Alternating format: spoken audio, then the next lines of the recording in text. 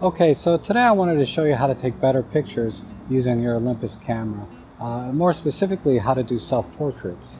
And basically, you only need to do a couple of things. One is you need your camera, and you're going to use this in self-timer mode. I'm not talking about doing like the selfie ones. I'm talking about putting the camera in self-timer mode and walking out in front and taking the picture. And then you're also going to need an on-camera flash. And I'm not talking about, this little pop-up flash that, is built into the camera, or even this little flash, as nice as it is, this just doesn't have enough power on a bright day like this. There's just no hope of it ever helping you get better pictures. So I brought out my little full manual flash. This is a Neewer NW610 Mark II. And Neewer doesn't make this anymore, unfortunately, but I did find another company selling it under a different name, so I'll put a link down below to that. This is a nice compact flash with bounce capability. It just runs on 2 AA batteries, and it fits nicely in the bag, and also it it's not too bulky on your camera, or it's going to add too much weight. So I really like this little flash. I also use it a lot off camera, just on a selfie stick, to give me kind of some of that side lighting. So this is really a handy little flash to carry around in your bag. But in any case, let's go ahead and get started. I've already done a full factory reset on this camera, so that we'll all be on the same page when I kind of go through the settings and everything. And I just need to do one more quick thing, and that is brighten up the screen so that you can see it a little better during this tutorial. So let me go ahead and mount this on here. Whoops, I'm sorry about that. Let me go into the menu and do one more thing,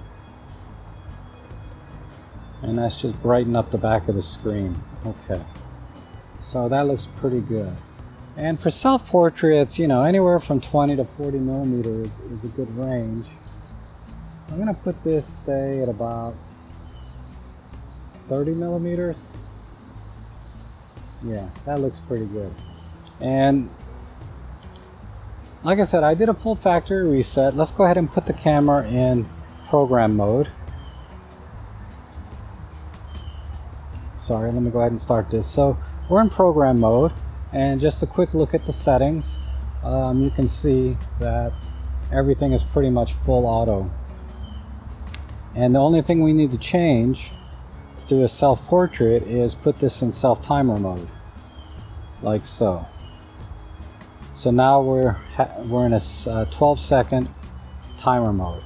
And let's just take a picture straight out of camera, and I'll show you a couple of problems that we run into when we just do something like this.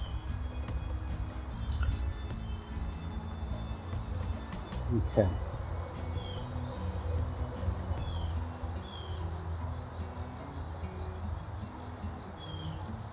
And let's see how that looks.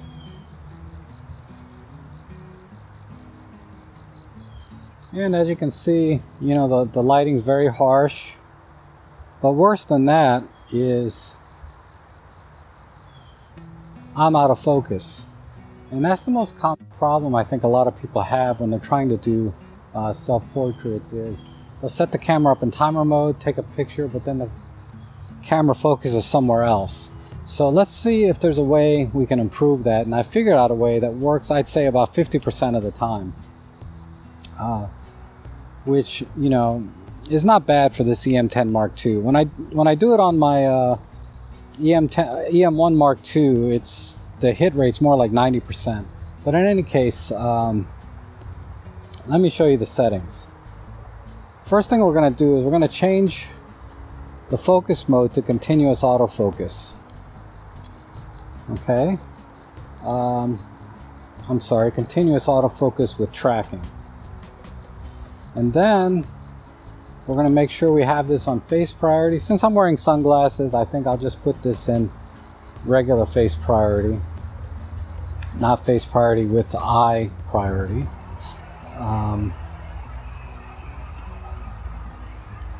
And then the most important thing is we need to get out of the self-timer mode. We need to go into the custom timer mode.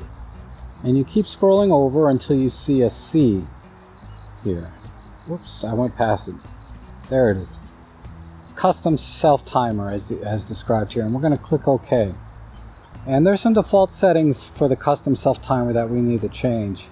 And most people use the custom self-timer for like time-lapse type pictures, but you can also use it for doing self-portraits. So I'm going to change this just to take a 12-second delay, take one picture. Interval length is meaningless, but this is why the custom self-timer is really cool for doing self-portraits. It has an every frame autofocus on. Okay, so what the camera is going to do is when I hit the shutter button, yeah, it's going to initially focus on something in the background most likely because I'll be off center. But then when it goes to take the exposure, it's going to try and refocus based on the settings that I had set up, the custom autofocus with tracking and face priority. So I found with the EM10 I get about a 50% hit rate of the camera properly focusing on me. So let's give that a shot now that everything's set up and see how that works out. And you probably saw that it focused somewhere up here in the trees, right here in the middle.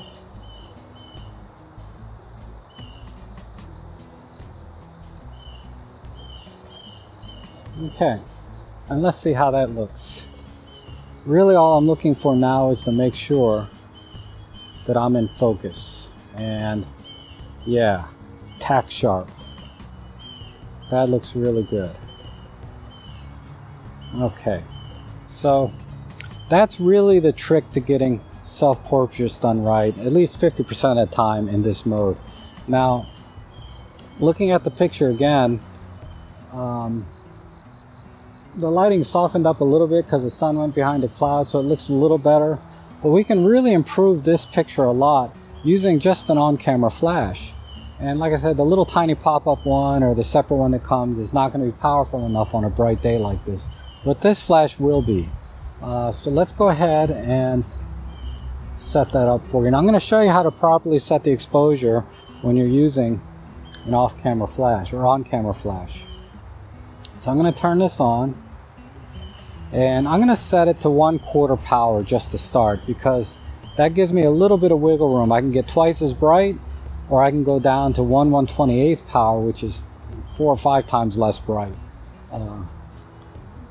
Because what I like to do when I'm using a flash, for portraits anyway, is I like to crush the ambient light just a little bit behind me so that it's not as bright as I am, so that it gives you a little better subject separation.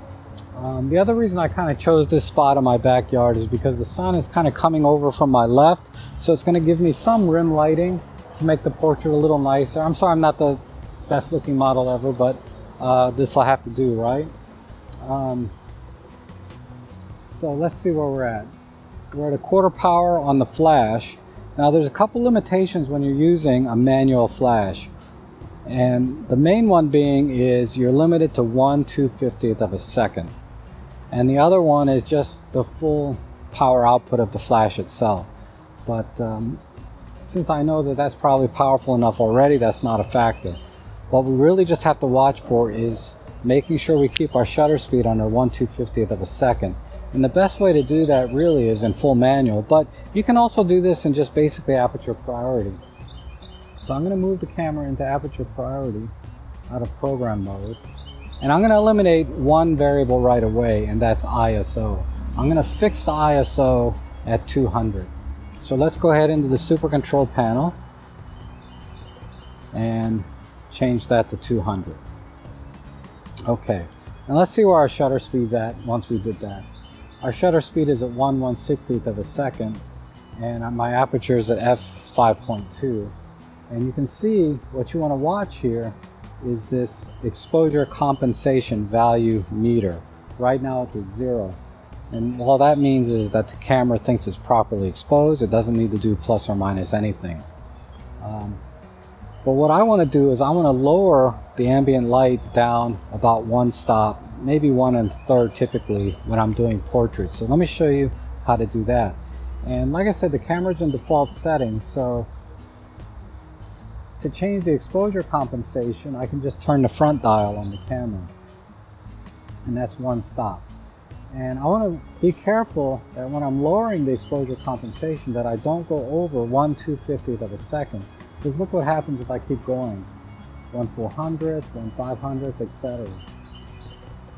And that's going to mess up your picture. You're going to get like half the light from the flash or something weird. Weird things just happen when you go over 1/250th. So let's leave that right there, -1 stop, 1/250th of a second. And remember, I set the flash at 1/4 power just to start, just to see how that looks.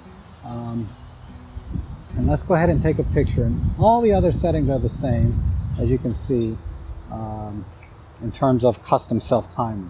So let's do that. And like I said, what I like to do is I like to start straight ahead in front of the camera so that hopefully it gets a lock on me. Then I'll just move over a little bit now that I'm in the light. And let's see how that looks. And hopefully everything came out right the first time, but I can always make adjustments. So it looks like, yeah, it got focus correct, but even 1/4 power is way too much for this lighting.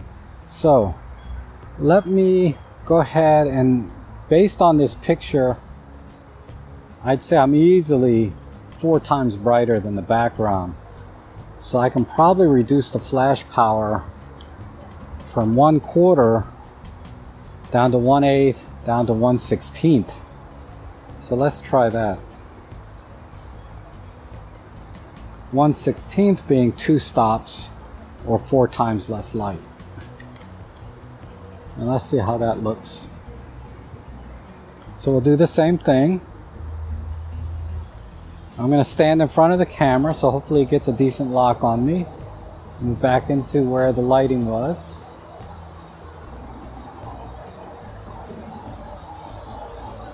Okay, let's take a look. Much better. And it misfocused just slightly there. And like I said, it's about 50-50 with this camera. So let's try this again. Let me just look at the exposure again and see if I want to make any other changes. No, I think that's pretty good.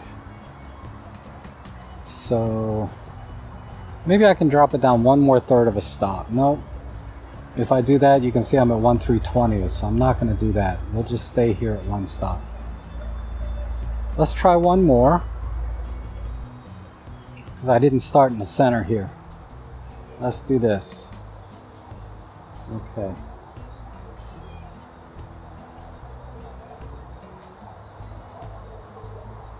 Let me take a look.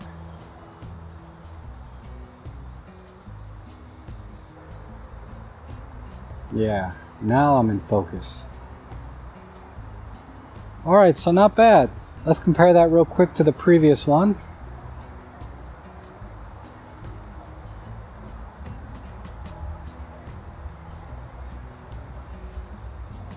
Okay, thanks again for watching. As always, I appreciate all my subscribers, and if you have any questions, just leave them in the comments below, and hopefully we'll see you again soon.